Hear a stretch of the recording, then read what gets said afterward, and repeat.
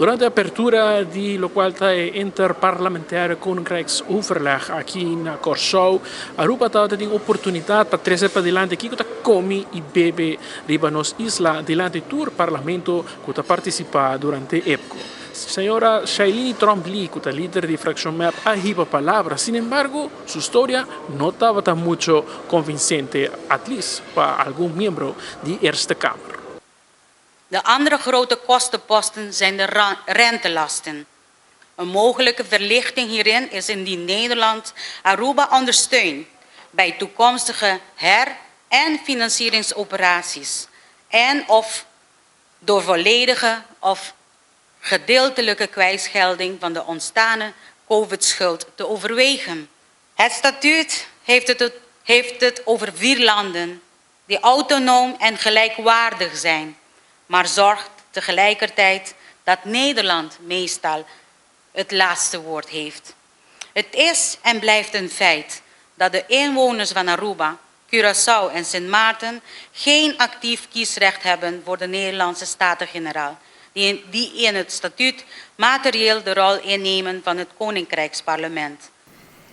Ik heb goed geluisterd naar uw inbreng, naar alle inbrengen. En dat betekent dat als u het mij vraagt, waar u zegt, we hebben geen recht om de Nederlandse Staten-Generaal te kiezen. Nee, dat hebt u niet. Waarom hebt u dat niet? Omdat u terecht een onafhankelijk land bent. En wij hebben ook niet het recht om met u mee te doen aan de verkiezingen. Dat is 1. Dat is dat u er thuis voor zorgt dat de regering u vanaf het begin al meeneemt in het te nemen besluiten. Voordat onze minister-president naar Brussel gaat, wordt bij ons in het parlement een overleg georganiseerd waarbij de minister een aantal boodschappen meekrijgt. Ik zou willen dat u dat ook doet. Dan voelt u zich ook beter. Maar op het moment dat u niet alleen 500 miljoen schuld heeft aan Nederland, waar je inderdaad goede afspraken over kunt maken, maar een nog veel grotere schuld aan het buitenland. En die moet u afbetalen. Daar moet u rente voor betalen. En dat betekent dat u dat geld niet uit kunt geven aan onderwijs, aan onderstand. Dus denk daar even over na voordat we dit met elkaar gaan doen. Dat is helaas ook een waarheid. Dus dat kunt u ook aan uw staatssecretaris vragen of dat niet het geval is. En meer openheid en transparantie van uw secretaris ook wensen. En wat betreft de derde punt,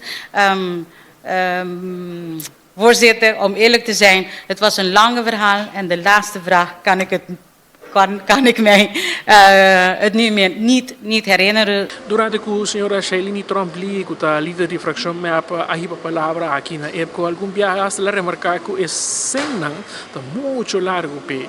Essa que tá põe nos corta também que ano passado na Holanda durante uma sessão de EPCO da Eerste Kamer, por a mira hasta que a senhora parlamentário para D66 aí punta a senhora Shailene Trombley Kiko Aruba está haciendo para ter governo scherp.